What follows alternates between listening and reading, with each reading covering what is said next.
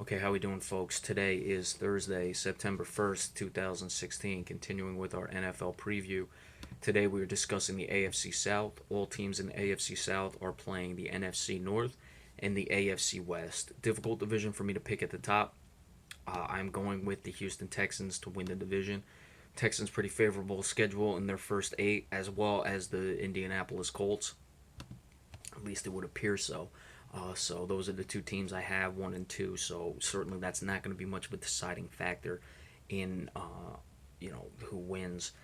I'm looking at the Texans with the addition of Brock Osweiler. They were able to go 9-7 last year with poor quarterback play. DeAndre Hopkins had an incredible year, over 1,500 receiving yards, over 10 touchdowns with 11 and 111 receptions, and that was with poor quarterback play. You would expect with Brock Osweiler that's going to pick up. Uh, I am a bit concerned about the running back situation. Of course, they did let Arian Foster go. Arian Foster was up there in age. Let's see what Lamar Miller can provide. Jonathan Grimes and Alfred Blue also have some potential there. But of course, with the offense, it's really Brock Osweiler coming in, solidifying that quarterback position. At least Houston Texans fans would hope so, and I would believe so. And DeAndre Hopkins really flourishing from that. Defensively, they're as good as it gets. They have J.J. Watt. He does everything inside, outside on the offensive line. Can rush the passer, can draw blockers. Vince Wilfork, I still think, gets the job done. Whitney Merciless, very underrated linebacker. Brian Cushing, I don't know if he's underrated, more or less just underhyped because of the lack of media exposure he receives. Has some injury issues, so we're going to have to see about that. Big story is what Jadeveon Clowney can bring this season. We know he's been hurt, still only 23 years old. If he can ever flourish, they would just be an incredibly dangerous defense. So secondary probably the weakest part. They do have Jonathan Joseph, 32 years old, so getting up there in age, but he's been solid his entire career. That's why I have the Houston Texans going 10-6, winning the division this year, and a very favorable, not very favorable, but certainly favorable enough to open up the season. And some pretty bad teams on the schedule as well. Of course, you have the Denver Broncos. I don't think they'll be terrible, but without Peyton Manning, you have the San Diego Chargers, and of course, you have the Chicago Bears from the NFC North. So some games that are very winnable on the schedule for all the teams in this division. Next up, I have the Indianapolis Colts 9-7. Um, Indianapolis very well could win this division. Don't get me wrong. Andrew Luck will be healthy this year, so that's certainly going to help them a lot. T.Y. Hilton is a good wide receiver. Last season, even with the injury to Andrew Luck, still had over 1,000 yards, only 5 touchdowns though. They're going to need him to find his game again with Andrew Luck, and they're going to need Andrew Luck to be healthy. They did improve the defense by signing Antonio Cromartie to help in that secondary. That was one of their weaker parts. They're still not very good in the front seven. At least I don't think so. But Antonio Cromartie going with Vontae Davis, Darius Butler, pretty solid as well. Those are all three cornerbacks. Safeties, nothing that really impresses me at all, though, with their safeties. Robert Mathis, the pass rusher, up there in age. DeQuell Jackson, linebacker, up there in age as well. So that's why I see some problems with the front seven of this team, and that's really what concerns me. And I think it was exposed a little bit last year. Their offensive line is also not very good. I don't think Anthony Costanzo has become the player that Indianapolis was hoping for when they drafted him. Of course, they drafted him to help protect Peyton Manning later in his career, and he's been all right, but they've needed a lot more from a guy 6'7", 311, very athletic, and I just don't think he's gotten the job done in his time in Indianapolis.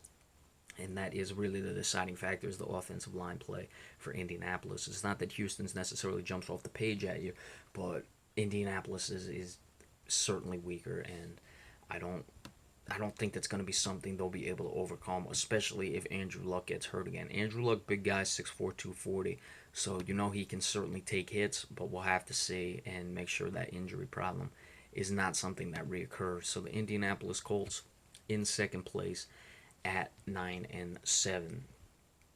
The third place team, the Jacksonville Jaguars. This is a very interesting team. I have them going 7-9. They've been improving, not you know astonishingly. They haven't been jumping off the page with the way they've improved. But last year they did go 5-11. We're actually in the division race at points because this division is so weak. This season, their schedule starts off very. It's very difficult, and that's why I don't think Jacksonville is going to make the run uh, to get to the playoffs, which could certainly be possible had they had a better schedule. But it's just not there for them as far as schedule wise, and this could actually mean they lose less games if they're not ready. But I think they're a team that's come along where they can be professional enough. You look, they start with the Packers, the Chargers. That's an easier game, but the Ravens, Colts, at the Bears. The Bears are not a team I'm expecting to do much, but still they have some talent there. The Raiders, then the Titans, and you look at the way they finish at Buffalo. These are their final 6 games at Buffalo, who could be dangerous. The Broncos still have that defense, but of course we expect them to be a little less. The Vikings, who are without Teddy Bridgewater, but then their last 3 is really when it comes down to it. The Texans, the Titans, who should be pretty easy, and the Colts. So with the way their schedule begins and the way their schedule ends, I see some problems there for this team to make a playoff push. But they have been improving, so I'd say watch out a little bit for the Jacksonville Jaguars. Of course, Blake Bortles coming into his second year now, or excuse me, his third year now. He'll have to continue to elevate his game, and I think he's been doing that. Again, not progressing maybe as lightning fast as people would want, but he's certainly progressing. They did sign Chris Ivory, big physical running back. Still only 28 years old, has taken a lot of hits, but he's a guy who can really help. And you have guys like Denard Robinson, and T.J. Yeldon, who I think can be explosive. So I think they have some offensive weapons in the running game.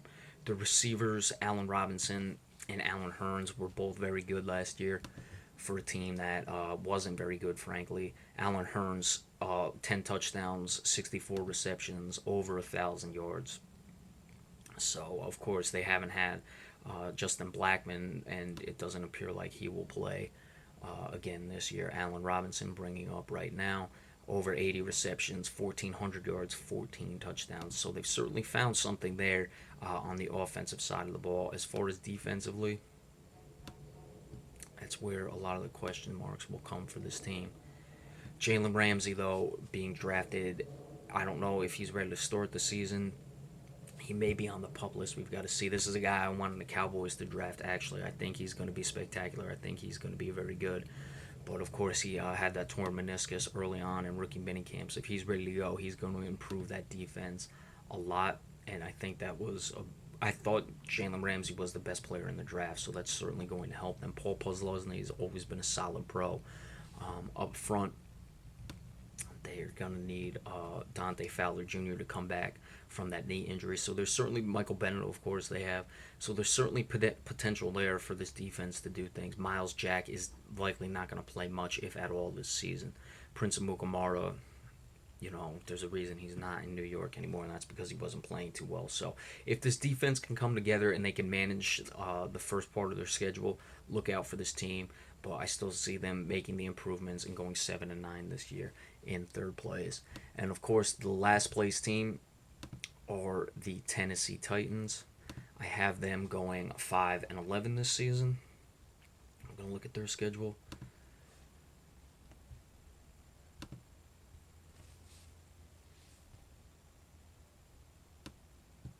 Starting out somewhat favorably with their first 2 because they got the Teddy Bridgewater injury to happen. Well, they didn't get it. It did happen. So they would open with the Vikings, then at the Lions. Lions aren't that terrible. I don't think they're going to be that bad. But then it starts to get difficult. The Raiders, Texans. You do have the Dolphins and Browns slipped in there, but the Colts, the Jaguars, an improved team. So if they can't really do much in those first 2 weeks, they're going to have a problem. And even without Teddy Bridgewater, I don't think Tennessee's good enough to beat Minnesota. And Detroit is certainly good enough to beat them.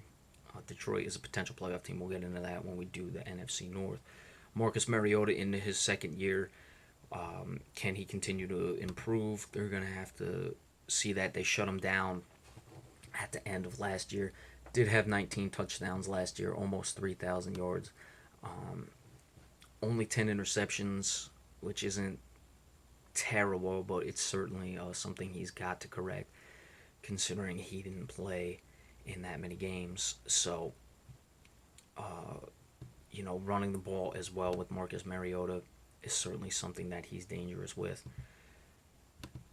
And I was never really sold on Mariota. We got to see what's going to happen with him. I actually only rushed for 200 yards, so it wasn't anything that was of real note. I thought it was a little more than that because that's the type of quarterback you were getting with Marcus Mariota. So let's see what he can provide. They did add DeMarco Murray, who is now 28. Didn't do well in Philadelphia. Let's see what he can do now. Their offensive line, not bad. Byron Bell, a nice addition. Chance Warmack, one of the better ones in the league from Alabama. They've always produced good offensive line players, so it's not terrible. Certainly, it's not what it was in Dallas, but something is certainly there for them. Jarrell Casey, solid on the defensive line, very underrated because the team is not that good. Their secondary, I don't see much here with their secondary. Jason McCourty is their best player, clearly. Bryce McCain, the addition. He's a little undersized, though. I look at him more as a nickelback. They no longer have Michael Huff on the team, or Michael Griffin, that is, excuse me. So he had always been a very solid safety for them. Uh, Going back to their offense, Dexter McCluster and DeMarco Murray are going to split time. That's where they can be dangerous, maybe running a little read option, but there's just not much with this team. The schedule is not favorable, and they're just not that talented. That's the reason they were drafting as high as they did this year. They didn't have a good year last year. Brian Arakpo, can he come back as well on the defensive side of the ball? So that's why I have the Tennessee Titans at 5-11. So there is your AFC South. The Houston Texans 10-6. Indianapolis Colts 9-7, Jacksonville Jaguars 7-9, and the Tennessee Titans finishing off in the basement at 5-11. So tomorrow we will go into the NFC North. Be sure to stay tuned for that, and of course any other news alerts that come across, we will bring them to you. Thank you all so much. Enjoy the rest of your day.